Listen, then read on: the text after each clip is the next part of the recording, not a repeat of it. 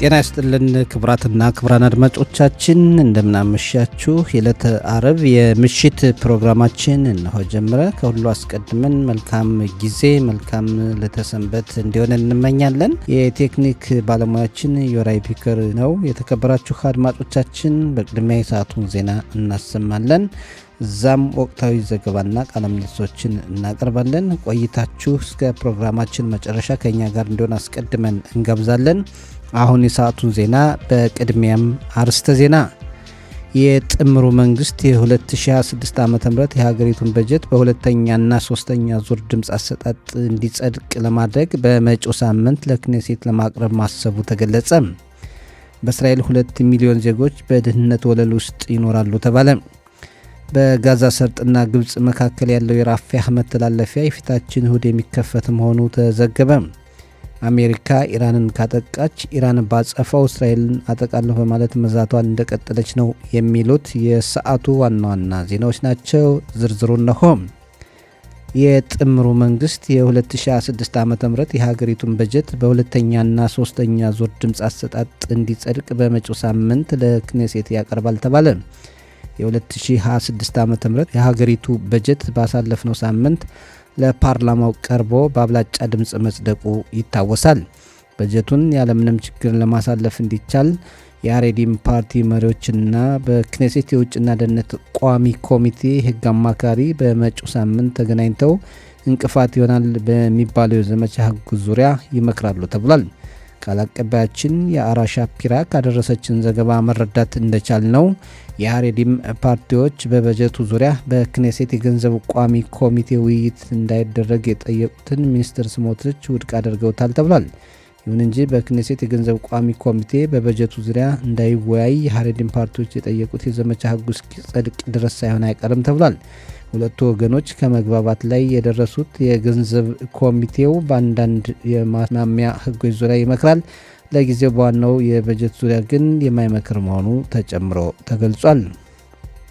በእስራኤል 2 ሚሊዮን ዜጎች በድህነት ወለል ውስጥ ይኖራሉ ተባለ። የብሔራዊ ዋስትና ቢትዋህ ሎሚ ድርጅት የ2024 ዓ.ም የእስራኤላውያንን ኑሮ ሁኔታ በተመለከተ ይፋ ያደረገው ሪፖርት እንደሚያመለክተው 2 ሚሊዮን የሚሆኑ ዜጎች በድህነት ወለል ይኖራሉ። ከ2 ሚሊዮኑ መካከል ወደ 900 ሺህ የሚጠጉት ልጆች ናቸው። ይህ ቁጥርም ከጠቅላላ ልጆች ሩብ ያክል ይሆናል ተብሏል። በቢትዋህ ሎሚ መረጃ መሰረት እስራኤል በምጣኔ ሀብት ካደጉ ሀገራት ማለትም የኦኤሲዲ አባላት መካከል በድህነት ውስጥ በሚኖሩ ልጆች ሁለተኛ ደረጃን ይዛ ትገኛለች ተብሏል። ቃል አቀባያችን የኤል ቸክኖቨር ካደረሰችን ዘገባ መረዳት እንደቻል ነው የብሔራዊ ዋስትና ድርጅት ይፋ ያደረገው ሪፖርት የሚያስረዳው በእስራኤል የነበረው ጦርነት የድህነቱን ሁኔታ አባብሷል፣ የዋጋ ንረት ጨምሯል፣ እንዲሁም እድገቱ ቀንሷል ተብሏል። ላቴት የተሰኘው ድርጅት ዋና ስራ አስኪያጅ ኢራን ዊንትሮብ በዚህ ዓመት መጀመሪያ ወር ያለው መረጃ የሚጠቁመው በእስራኤል ድህነቱ የበለጠ መጨመሩን ነው ብሏል። በጦርነቱ ምክንያት ለብዙ ችግር የተጋለጡ ቤተሰቦች እየተጨመሩ መጥተዋል። መካከለኛ ገቢ ያላቸውና በጦሩ በተጠባባቂነት የሚያገለግሉ ቤተሰቦችም ድህነት ተጋርጦባቸዋል። በቅርቡ በሚጸድቀው የሀገሪቱ በጀት ድህነትን ለመቀነስ እቅድ መነደፍ አለበት። ድህነትን የሚዋጋ ብሔራዊ አካልም ማቋቋም ያስፈልጋል ብለዋል የላቴት ድርጅት ዋና ስራ አስኪያጅ። የዲሞክራቶች ፓርቲ ሊቀመንበር ያኢር ጎላን በበኩላቸው በእስራኤል ድህነት ለመስፋፋቱ ናታንያሁ የሚመሩት መንግስት ኃላፊነት አለበት። እስራኤል በደህንነት ጥበቃ፣ ትምህርት፣ መጓጓዣ ዘርፍ ውድቀት አሳይታለች። አሁን ደግሞ መሰረታዊ የሆነ የልጆች ምግብ ዋስትና በኩልም ውድቀት ተከስቷል። ልጆች ሳይራቡ እንዲተኙ መታሰብ አለበት። ብዙ ሺህ ልጆች መራባቸው የጣፈንታ ጉዳይ አይደለም። በጀቱ ለእስራኤል ዜጎች ጥቅም ሳይሆን ለሌላ አካል ጥቅም ስለሚውል የዚህ ውጤት ነው ብለዋል ያኢር ጎላን። በጋዛ ሰርጥና ግብፅ መካከል ያለው የራፊያ መተላለፊያ የፊታችን እሁድ ይከፈታል ተባለ። የራፊያ ኬላ በሁለቱ አቅጣጫ በኩል የሚከፈት ሲሆን ለተወሰነ ጊዜ ለሰዎች መተላለፊያ የሚያገለግል ነው ተብሏል። በቀበሌዎች የመንግስት ተጠሪ እንደገለጹት የራፊያ ኬላ የሚከፈተው በመንግስት መመሪያና በጋዛ ሰርጥ በተደረሰበት ስምምነት መሰረት ነው። ከራፊያህ ወደ ግብፅ ለመውጣትም ሆነ ከግብፅ ወደ ራፊያህ ለመግባት የሚፈቀደው ከግብፅ ጋር በመመካከር እስራኤል አስፈላጊውን የደህንነት ፍቃድ ስትሰጥ ሲሆን የአውሮፓ ህብረት ወኪሎች የራፊያን ኬላ ጉዳይ ይቆጣጠራሉ ተብሏል።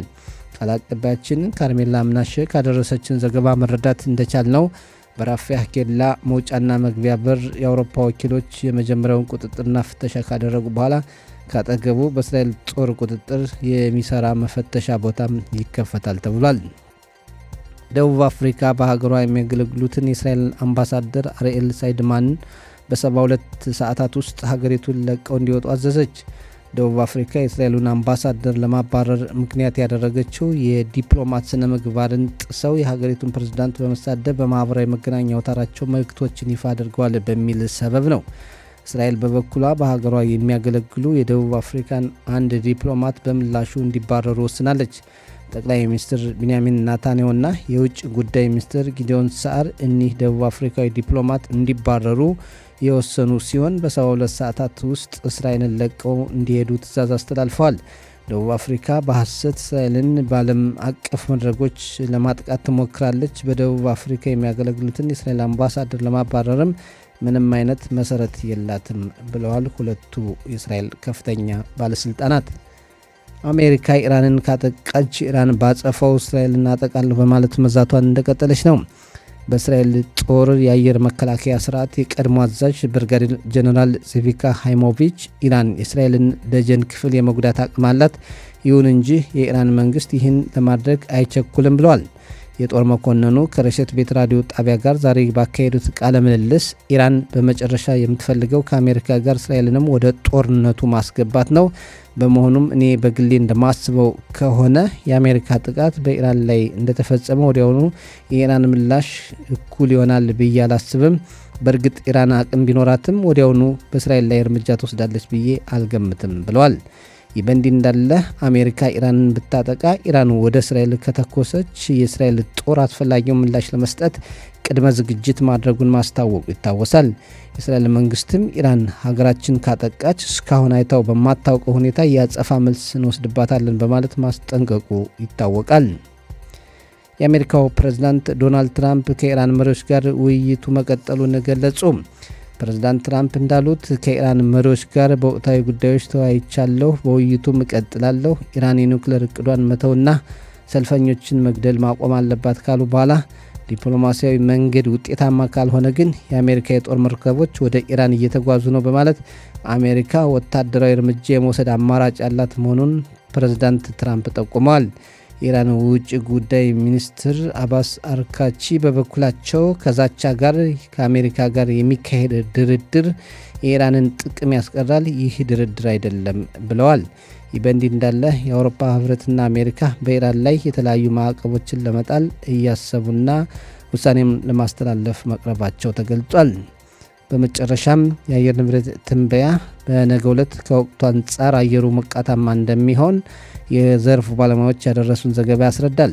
ያም ሆኖ ዛሬ ሌሊት በአንዳንድ አካባቢዎች ካፊያ ሊያካፋ ይችላል ተብሏል። እሁድ ሞቃታማ የአየር ጸባይ ይኖራል ብለዋል የአየር ንብረት ትንበያ ባለሙያዎች። የነገው የሙቀት መጠን በዲግሪ ሴንቲግሬድ በኢየሩሳሌምና አካባቢዋ 18፣ በቴልአቪቭና አካባቢዋ 22፣ በሃይፋና አካባቢዋ 20፣ በኤርሸባና አካባቢዋ 23፣ በኤላትና አካባቢዋ ተመሳሳይ ሁኔታ 23 ዲግሪ ሴንቲግሬድ ይሆናል ብሏል የአየር ንብረት ትንበያ ባለሙያዎች። የተከበራችሁ አድማጮቻችን ለሰዓቱ ያለን ዜና እዚህ ላይ አበቃም።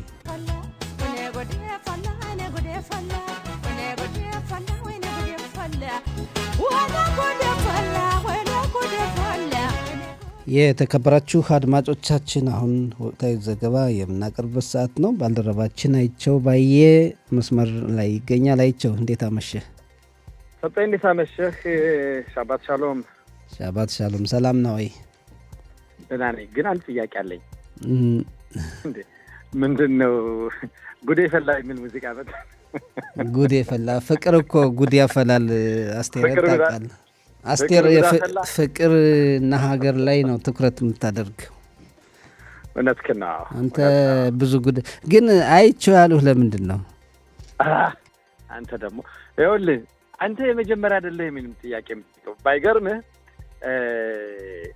በተሸመሽ በሰራተኛው ማህበርና መስሪያ ቤት በምሰራበት ሰዓት አንድ አብሮን የሚሰራ ባልደረባችን ነበር እና እኔ እናትህን አግኝቼ አንድ ቀን ብጠይቃት አለ።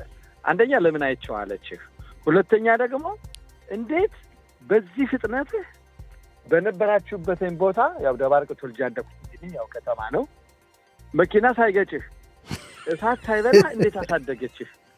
እውነት ነው የምልህ እና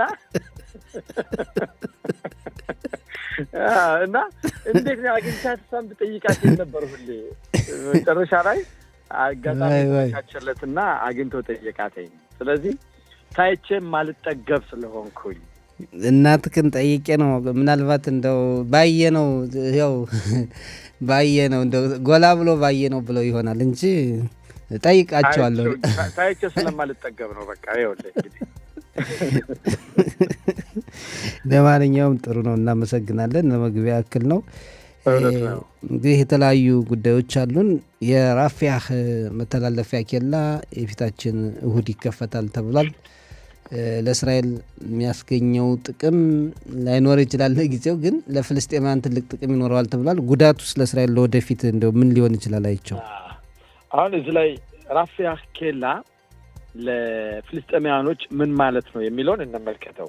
እንግዲህ ይሄ ራፊያህ ኬላ እስራኤል ከተቆጣጠረችው ጊዜ ጀምሮ እስካሁን ድረስ ተዘግቶ ያለ ወደብ ነው፣ መንገድ መተላለፊያ ደንበር ነው እና እንግዲህ እስራኤልን አንድ የባህር ወደብ በእርግጥ እስራኤል አላት። የአየሩን መንገድ ስንመለከት እንግዲህ ራፊያህ ተዘጋ ማለት ለፍልስጤሞች እስራኤል ሀገር አየር መንገዱ ተዘጋ እንደማለት ያህል ነው ተላለፊያቸው።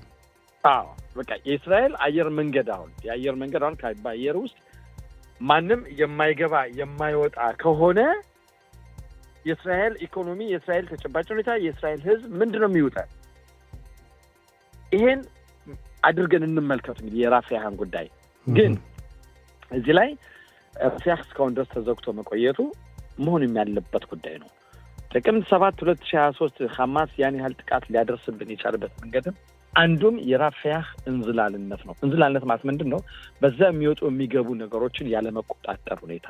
በፊት እስራኤል ይህን ቦታ ትቆጣጠረች፣ መጨረሻ ላይ አሳልፋ ሰጠችና ግብፅን እንድትቆጣጠር አደረገችው። ግብፅም ብዙም ቁጥጥሩ አላደረጉም። ብዙም መሳሪያዎች በዛ በመተላለፍ በማለፍ በመግባት ጥቅምት 7 ካሉት ከሌሎች ሽብር ፈጠራ ድርጊቶችን ውጭም ጥቅምት 7 2023 የተፈጠረው ክስተት በዛም የተነሳ ነውና ራፊያህ ለፍልስጤሞች ለምን እንዲከፈት ይፈልጋሉ? በምን እንደምጠይቀውሳል አንደኛ በኢኮኖሚ በህዝቡ ውስጥ መጣ በኢኮኖሚ ውስጥ መጣ አስፈላጊ ነው። ሸቀጣሸቀጦች የንግድ አይነቶች በዛ መግባት አለባቸው። ለሐማስስ ምን እንደምጠይቀው ሐማስ ደግሞ የሚፈልገውን ነገር በሙሉ በተለይ ለሽብር ፈጠራ የሚጠቀምበት ነገር የሚያስገባው በዛ ነው እና ይሄ መንገድ መከፈት አሁን ከጦርነቱ በኋላ በስምምነቱ መሰረት መከፈት አለበት።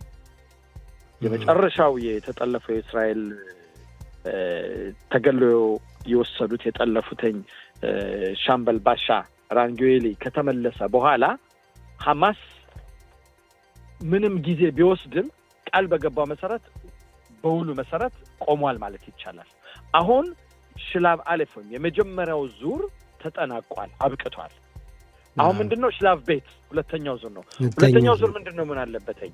ራፊያህ መንገድ የመተላለፊያ ደንበር ይከፈታል። ሐማስ ከመሳሪያውን ያስረክባል።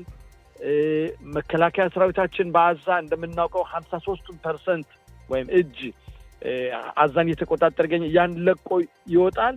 ቀስ በቀስ መጨረሻ አካባቢ ያው እንግዲህ የሰላም አስከባሪ ተበሉት መጣው እዛ ገብተው የሰላም ኮሚቴ ቁጥጥር ኮሚቴዎችም በፕሬዝዳንት ትራምፕ የሚዋቀሩት እነሱ መጥተው ከገቡ በኋላ ዞሮ መጨረሻ ላይ የፍልስጤም ሀገር እንድትቋቋም የሚለው ይሄ በስምምነቱ መሰረት ነው። እዚህ ላይ ራፊያህ ተከፈተ ማለት ራፊያህ መንገድ ተከፈተ ማለት አሁን አንደኛ ማወቅ ያለብን በየትኛው ነው ከአዛ ወደ ግብጽ ወይስ ከግብጽ ወደ አዛ የሚለው አንድ ጥያቄ አለ። ከአዛ ወደ ግብጽ ሁሉም መውጣት ይችላል። መውጣት የሚፈልጋል መውጣት ይችላል። ከግብጽ ወደ አዛ የሚገባው ግን ማን ነው? እነማን ናቸው? ምንድነው የሚገባው የሚባል ነገር መታየት አለበት። እዚህ ላይ ራፊያህ መንገድ መተላለፊያ ተከፈተ ማለት የሸቀጣ ሸቀጦችም የንግድ አይነቶችም ይገባሉ ማለት አይደለም። አሁን ለጊዜው በመጀመሪያው ዞ የሰዎች ዝውውር ነው የሚሆን ያለበትኝ እና ይሄ ሲከፈት ደግሞ እስራኤል በእርግጥ በተባበሩት መንግስታት በተለይ በተባበሩት የአውሮፓ አንድነት ማህበር እነሱ ናቸው ኬላውን የሚቆጣጠሩት። ከዛም ማን ወደ ግብጽ ከግብጽ ወደ አዛ የሚገባው ነው ማን እንደሆነ እዚህ ማለት እስራኤል የለችበትም ማለት አይደለም። አድማጮቻችን እዚህ ላይ ልብ ሊሉት የሚገባ ነገር ምንድነው? በመጨረሻው ላይ የመጨረሻውን ለምሳሌ አሁን እኛ ከዚህ ሁላችንም እንግዲህ ወደ ከእስራኤል ወጠን ኤርፖርት አየር መንገድ በምንሄድበት ሰዓት መጨረሻ ላይ ሁሉን ፍተሻ አልፈን መጨረሻ ላይ ሚሰራፒ ነው የሚጠብቀን። እዛ ፍተሻ ላይ ምናልባት እኔ ከሀገር እንዳልወጣ ተከልክዬ ከሆነ እዳ ካለብኝ አንድ ነገር ካለብኝ በምን ተከስቼም እንዳልወጣ ከሀገር እንዳልወጣ ተበስኖብኝ እንደሆነ የመጨረሻውን ፍተሻ የሚያደርገው ሚሰራፒንም ነው ያ የምናገኘው ማለት ነው። ልክ እንደዛ ሁሉ እዚህ በራፊያህ ደግሞ በመጨረሻ ማን ሰው ይገባል አይገባም የሚለውን ውሳኔውን የምትሰጥ እስራኤል ነች። ከሚመጡት ከግብጽ የሚገቡት ሰዎች ይፈተሻሉ። ከነሱ እየተፈተሹ ያለ የፊታቸው ቅርጽ ከዚህ ለሚጠብቁት እስራኤላውያን ይተላለፍላቸዋል እነማን እንደሆኑ ምስላቸው ፎቶግራፍ ምስላቸው የፊታቸው ቅርጻቸው በምስላቸው ቅርጻቸው ይታይና ይተላለፍላቸዋል። እስራኤል የምትጠራጠርበት ወይም ተጠርጣሪ ከሆነ የሽብርተኛም ከሆነ ሌላ ነገር የሚያደርግ ነገር ከሆነ ቀጥታ እሷ ተቀብላ ይሄን ሰልፈል እንደዚህ ማለፍ ይችላሉ እነዚህ ግን ወደዚህ መምጣት አለባቸው ነው የሚጠረጥራቸውን ሰዎች አምጥተው መርምረው ስጋት የሚፈጥሩ ከሆነ ይመልሳቸዋል ዝረው አይ ሰላማዊ መንገድ ከሆነ ግን እንዲገቡ ያደርጋሉ። ዞሮ አሁንም እስራኤል ይህን ቦታ እየተቆጣጠረችው ያለችና በስምምነቱ መሰረት የግድ ማድረግ አለባት ነው። እንግዲህ ስምምነት ስትጀምር የግድ ያን ስምምነት መቆም አለብህ ነው። በአንድ በኩል በስምምነቱ መሰረት የራፊያ ኬላ ተከፍቶ ያው ፍልስጤማንም ቢሆን አንዳንድ ሕክምናም ሌሎችንም እርዳታዎች ማግኘት እንዳለባቸው ሁሉም ያምናል። በሌላ በኩል ግን የሐማስ ድርጅት የጦር መሳሪያ ትጥቁን ይፈታል ወይ የሚለው ጥያቄ ነው አነጋጋሪ የሆነና ይሄ በጣም ትልቁና አነጋጋሪ ጉዳይ ነው። ሐማስ እስካሁን ድረስ እንደምንመለከተው ከሆነ እንኳንስ ትጥቁን ሊፈታ ይቅርና ይሄው አለው ከአዛን ከኔ ውጭ ሌላ ማንም ሊያስተዳድራት አይችልም የሚል መልእክት እያስተላለፈ ነው የሚገኘው በአሁኑ ሰዓት።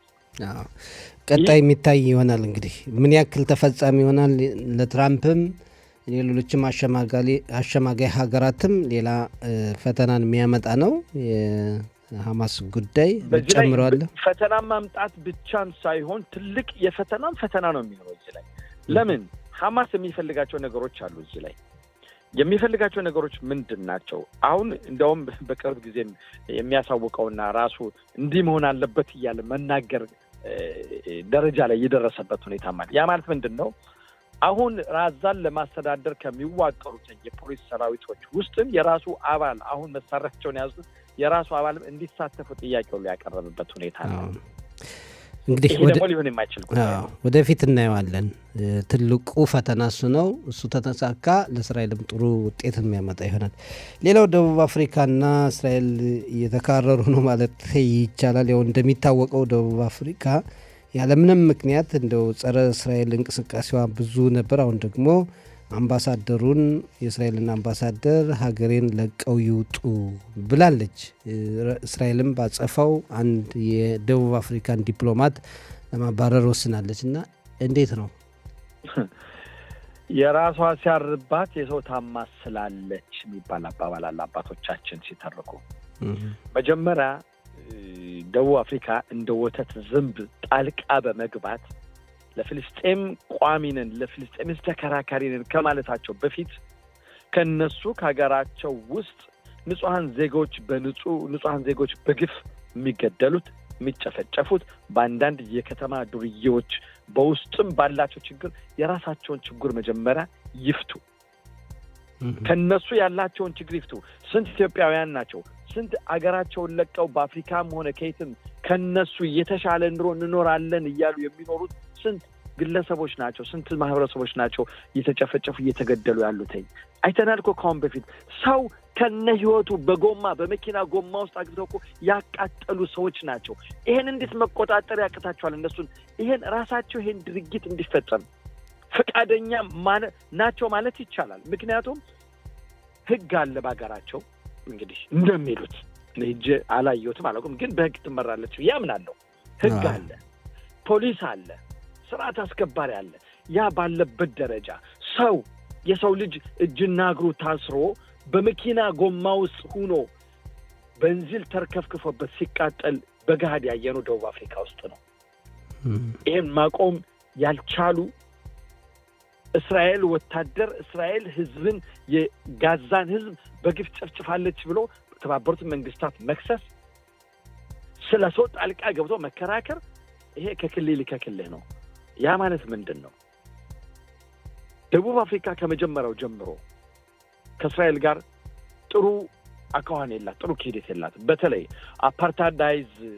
በሚመሩበት ሰዓት አፓርታይድ በነበረበት ሰዓት በአፓርታይድ በነበረበት ሰዓት እስራኤል እንግዲህ እንደሚባለው ነጮችና ጥቁሮች ይባላሉ ለነጮች ደግፋ የኒውክሌር ቦምብ ባለቤት እንድትሆን ፍቃደኛ ነው የተወሰኑ ማቴሪያልን እርዳታ የቀድሞው ጠቅላይ ሚኒስትርና ፕሬዝዳንት ነፍሳቸውን ይማርናቸው መንፔሬስ የሆነ እርዳታ ነገር አድርገዋል የሚባል ወሬ አለ ጥቁሮቹ ናቸው አሁን በስልጣን ላይ ያሉት አሁን እነሱ በዚህ ላይ ቂም ይዘው እስራኤልን በፈለጉት መንገድ ለማጥቃት ዛቻ አላቸው መንገድ ይፈልጋሉ የተፈለየውን ነገር መጠቀም ይፈልጋሉ ለዚህም ነው ባለፈው እንግዲህ በጄኔቫ ውስጥ እስራኤል እንደዚህ ናች በማለት ሐማስን ወክለው እስራኤልን ለክስ ያቀረቡት ጠቅላይ ሚኒስትር ቢንያሚን ኔታንያሁ የቀድሞው መከላከያ ሚኒስትርም ዮአብ ጋላንት ያው በዓለም አቀፍ የሰጥ ትዕዛዝ ሊወጣባቸው የተደረገው በዚሁ በተነበረው ሁኔታ ነው ስለዚህ የዛሬውስ ዞሮ መጀመሪያ የራሳቸው መጀመሪያ መቀመጫ ይናለች የራሳቸውን አበላሹ ልበል አሁን እስራኤልን አምባሳደር ምንድነው አሁን በፕሬዝዳንቱ ላይ ተገቢ ያልሆነ ነገሮችን በማህበራዊ መገናኛ አውታራቸው ይፋ አድርገዋል በሚል ሰበብ አገር ለው እንዲወጡ በ72 ሰዓታት ውስጥ ማለት እንደው ባለም ዲፕሎማሲ መድረክስ የሚያስኬድ ነው ወይ አንደኛ አንዲት ሀገር አንድን የሀገር ዲፕሎማት እንደዚህ ቅሬታ ተሰማኝ ብለው ካሰቡ ሲጀመር በስርዓቱ በደንቡ መሰረት ያን ዲፕሎማት ጠርተው ማነጋገር ችግር ካለ በእነሱን የሚነካ መንግስታቸውን የሚነካ አካሄዳቸው የሚነካ ነገር እስራኤል ያደረገችው ነገር ካለ በአገር ውስጥ ያለውን የእስራኤል ሀገር ተወካይ ዲፕሎማት ጠርተው ማነጋገር ለዛ ለምን ያ ነገር እንደተሆነ ማብራሪያ መቀበል ከዛም በኋላ የሚወስዱት እርምጃ ይወስዳሉ ይሄ ነው የሚደረገው የምናውቀው ይሄ ግን አሁን ይሄ ሆነ እንደዚህ ሆነ ምንድነው ላለቅስ ስለመታኝ እንደውም ላለቅስ ስለመታኝ እንደውም ዘንብብሽ እንደውም ጤዛነሽ በስንቱ ልንገር ዛሬ ተረታ በዛ እነሱ የሚፈልጉት ነገር ከእስራኤል ጋር ያለውን ግንኙነት ማቋረጥ ይፈልጋሉ ሰበብ ፈላጊዎች ናቸው ሰበብ በመፈለግ ይሄን ነገር አገኙ አባረሩና አባራለ ዞሮ የሚጎዱት እነሱ እንጂ እኛ አንጎዳም ለነገሩ መልካም ዲፕሎማሲያዊ ግንኙነት መኖር ጥሩ ነው ከየትም ሀገር እስራኤል አትጎዳም የሚባለው ነገር ባለም አቀፍ መድረኮችም እያየን ነው ተገቢነት የለው አንደገልንገር ዞሮ ምን አለ መሰለ እዚህ ላይ አካሄዱን ወቅቱን ተመልክቶ የምትራመድ ከሆን ካንተ ወይም አንድ ሀገር እንደ ሀገር ስታስተዳድር የተወሰነ በዛሬው ዕለት ያለችው አይነት መንገድ ሂደት ብቻ ተመልክተ የምትራመድ ከሆነ ነገ መልዳ ለሀገር የምታደርገው ነገር የለም ማለት ነው አንተ ማይተልበ አሁን የፈለገ ችግር ቢፈጠርም ጠብቆ ለወደፊቱ ማሰብ ነው ያለበት እነሱ ደግሞ አሁን የተፈጠረው ችግር ምንድነው በአለም ደረጃ በአለም አቀፍ ደረጃ ስንመለከተው በአሁኑ ሰዓት ጸረ እስራኤል እንቅስቃሴ በከፍተኛው የተያዘበት ሁኔታ ነው ለምን ፍልስጤሞችን በመደገፍ ነው ፍልስጤሞች ምን ያደረጉ ግን ጉዳት አለው የሁለቱን ሀገራት ግንኙነት አባባሌ ነው በአሁኑ ሰዓት አሁን እስራኤል የዲፕሎማሲው ግንኙነት ያስፈልጋታል በሚለው ሁኔታ ስንመጣ ለማለት ፈልጌ ነው ያስፈልጋታል ግን ዞሮ ደቡብ አፍሪካ ኑራም አልጠቀመችም አለች ከመባል ነው እንጂ ምክንያቱም እስራኤልን የፍልስጤም የሐማስ ተወካይ የሐማስ የሽብርተኛው ሐማስ ዓለም ከሞላ ጎደል ሽብርተኛ ነው ብሎ ለፈረጀው ድርጅት እነሱ አለንታ ሆነው እስራኤልን ሲከሱ ሲከሱ መቅረብ ምን ማለት ነው? ይሄ ጠላትማ ምን ጊዜም ጠላት ማስቀድመው ግን ብዙ ነገር ማለት እኮ ትችላለህ። ይሄ ባለፈው ጊዜ ያየነው ነው። አሁን ደግሞ እንደ ትኩስ ያው የማባረሩ ሁኔታ ያጸፋ መልስም በእስራኤል በኩል አለው። እስራኤልም ቢሆን በዲፕሎማሲው እንደዚህ አይነት ነገር መኖር እኛ እንጎዳም እያሉ መተውም የለባትም። እኛ እንጎዳም ማለት አይደለም፣ ግን አለ ምን አለ መሰለህ፣ ለምሳሌ ካሁን በፊት እኮ የእስራኤል አምባሳደር እናባራለን ብለው እኮ የተናገሩ ሰዎች እንደነ ቱርክን እንደ ምሳሌ ብንወስድ እኮ ቱርክም በፍልስጤሞች ላይ እስራኤል እንደዚህ ግፍ እያደረገች ነው ብለው የተናገሩበት ሰዓት አምባሳደሩን ጠርተው አነጋግረው ምን ብለው እኛም ቢሆን ቀላል በደል አላደረግን እነሱን አምባሳደርን ጠርተን እኛም ከዚህ የተቀመጠበት ወንበርን ምናምን ሁሉ ነገር የሚታይ ነገር አለ የሚያደርጋል ያ ሁኔታ አለ። እነዚህ ግን አሻፈረኝ ብለው ተነስተው ያደረጉት ጉዳይ ነው። ይሄ ሰበብ ፍለጋ የመጡበት ነው እንጂ ፕሬዚዳንቱ እንዲያሉ ገሌ እንዲያሉ ተብሎ አምባሳደሩን በ72 ሰዓት ለቀው ውጣ ማለት ሰበብ ፍለጋ ነው። ለማንኛውም እንግዲህ እስራኤልም ያጸፋ መልስ እየሰጠች ነው። ሁኔታውን ወደፊት የምናየው ይሆናል። ሌላው ትኩሱ አሁንም ያልበረደ ውጥረቱም እንደቀጠለ የሆነው የአሜሪካና የእስራኤልና የኢራን ጉዳይ ነው። በተለይ ደግሞ አሜሪካ በኢራን ላይ ወታደራዊ እርምጃ ትወስዳለች እየተባለ ይጠበቃል። ነገር ግን አሁን እየተወያየው ነው ይላሉ ፕሬዚዳንት ትራምፕና እንዲያውም ብዙ ሰዎች ጥያቄ እያቀረቡ ፕሬዚዳንት ትራምፕ ለኢራን ሕዝብ ቃል ገብተው አለናችሁ ብለው እንመጣለን ብለው እንዴት ነው በቃ መንገድ አስጨረሰዋቸው የሚሉም ሰዎች ሁሉ አሉ ሊኖሩ ይላሉ። አዎ እዚህ ጋር ምን አለ መሰለ ፕሬዚዳንት ትራምፕ ቃል ገብተዋል። አዎ የኢራን ሕዝብም አይዟችሁ የኛ እርዳታ እየመጣ ነው መንገድ ላይ ብለው ተናግረዋል። አዎ የልብ ሰጥተዋቸዋል። አዎ ነገር ግን እዚህ አሁን ፕሬዚዳንት ትራምፕ ጥቃት ለማጥቃት አቅም የላቸው ማለት አይደለም። አቅሙ አላቸው፣ ችሎታው አላቸው። ነገር ግን እንደዚህ አይነት ነገር ልታርግ በምትወጣበት ሰዓትም የሀገርህን ኢኮኖሚ ሁኔታ፣ የሀገርህን ተጨባጭ ሁኔታ፣ የሀገርህስ ምን ያመጣላል? ዞሮ እነዛን ህዝቦች ነፃ አወጣለሁ ብለህ ስትሄድ አንተ ለሀገርህ ደግሞ ምን ታገኛለህ፣ ምን ያስገኛል የሚለውን ነገር መመልከት አለብህ። ቢያንስ ቢቻል ያን ከተማ ያን ነገር ያን ህዝብ ነፃ ስታወጣ ለአንተም ለሀገርህን የሆነ ነገር ይዘህ መመለስ አለብህ። ያን መመለስ ይዘህ መቻል ማትችል ከሆነ ደግሞ በሀገርህ ላይ በዛ ባደረግከው ምክንያት ተጽዕኖ እንዲሆንና አገርህ እንድትጎዳ ማንም መንግስት አይፈቅድም። ይቅርታ፣ ይሄን ነው ፕሬዚዳንት ትራምፕ የሚመለከታል። ምንድን ነው ብትለኝ እዚህ ላይ አዎ እንደ ፕሬዚዳንት ትራምፕ አቋም ቢሆን ኖሮ እስካሁን ድረስ ኢራንን አጥቅተው ሁሉ ነገር ጨርሰው ነበረ። ነገር ግን ሳውዲ አረቢያ፣ የተባበሩት አረብ ኤሚሬት፣ ካታር፣ ግብፅ፣ ቱርክ እነኚህ በሙሉ አሰፍስፈው ትራምፕ ላይ ኦማን ይሄን ጦርነት እንዳትከፍት ብለው አፍነው ይዘዋቸዋል። በዚህ ላይ ፕሬዚዳንቱ ጊዜ ወሰደባቸው። ለጊዜው ግን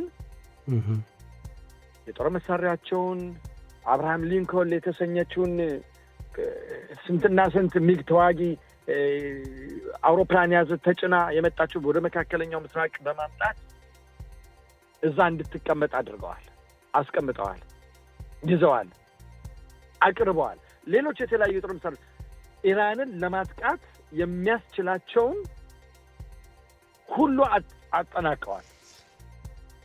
ሁሉ ነገር አዘጋጅተው አስቀምጠዋል፣ ተጠግተዋል። ነገር ግን በዲፕሎማሲ መንገድ እንፍታው።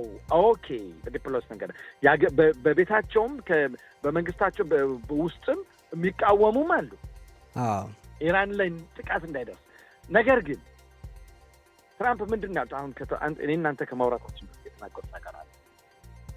ከኢራኖች ጋር እየተነጋገርን እንድንነጋገር ፈቅጃለሁ ብለዋል ፕሬዚዳንቱ። ነገር ግን ኢራን ከኒውክለር ቦምብ ባለቤት ከመሆን ነፃ መሆን አለባት። ይሄን ሐሳቧን ሞተው አለባት። ኢራን ደግሞ እያለችው ያለው ምትለው ምንድነው?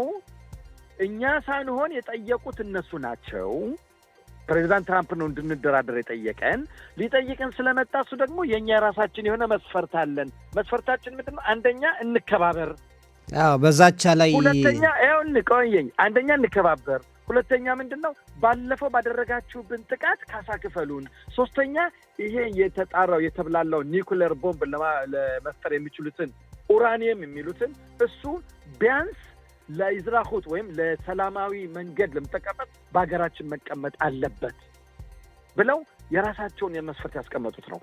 ዶክተር ትራምፕ ምንድናቸው እኔና ከመነጋገራችን በፊት ምንድናሉት ምንም አይነት የተብላላ ኡራኒየም በኢራን ውስጥ መኖር የለበትም በሚል አቋም ነው ያሉት። ስለዚህ ምን ማለት ነው? አይስማሙም፣ አይሄዱም። ይሄን የሚያሳየው ነገር ምንድን ነው? ግን ትራምፕ ለምሳሌ እዚህ ደረጃ የሚወስድባቸው እንደኔ ግምት እነኚህ ቅድም የጠቀስናቸውን ሳውዲ አረቢያ፣ የተባበሩት አረብ ኤምሬት፣ ካታር፣ ግብፅ፣ ኦማን፣ ቱርክ ይሄው እናንተ ባላችሁ መንገድ በሰላማዊ መንገድ ሞክሬ ነበር፣ ነገር ግን ሐማናይ የኢራን መንግስት ይሄ ፍቃደኛ አይደለም፣ አልፈለገም። ስለዚህ እኔ ጋር አይደል? ስለዚህ ይሄን ነገር ማጥቃት አለብኝ፣ በወታደሩ ነው እንጂ በጦር ነው እንጂ በዚህ መሆን የለበትም ብለው ወደዛ ሄዳሉ የሚል ሐሳብ አለ። ዞሮ ዞሮ ኢራን በአሜሪካ በምትፈልገው መስፈርት ፕሬዚዳንት ትራምፕ በሚፈልጉት መንገድ አትመጣም። የማይሆን ነገር ነው። ምክንያቱም የራሷ ደግሞ ክብር የሚባል ነገር አለ። ክብር የሚባል ነገር እነሱ የራሳቸው ህዝብ ቢያልቅ ደንታ የላቸውም። የራሳቸው ህዝብ በድህነት ቢቆራመት ደንታ የላቸውም። ነገር ግን ራሳቸውን ስልጣን ለማስከበስ የማያደርጉት ነገር የለም። ዞሮ ዞሮ ወደ ጦርነቱ ወይም ወታደራዊ እርምጃው አይቀርም የሚለውን ግምታችን ከፍ እናደርገው። ለማንኛውም ዝግጅቱም ቀጥሏል። በዚህም በዛም ያው በዲፕሎማሲውም እንግዲህ ትንሽ ጫና እየተደረገ ነው። የኢኮኖሚ ማዕቀብም እየተባለ ነው እና ለማንኛውም እናያለን። አይቸው በጣም እናመሰግናለን። እንግዲህ ረፍትህን ተሻምተናል። ሁሌ እንደተሻማ ነው። አንተ ግድ የለም፣ አንድ ቀን እንተሳሰባለን፣ ችግር የለውም እና በጣም ነው ማመሰግን። መልካም ምሽት። መልካም ምሽት። መልካም ምሽት። ቻው።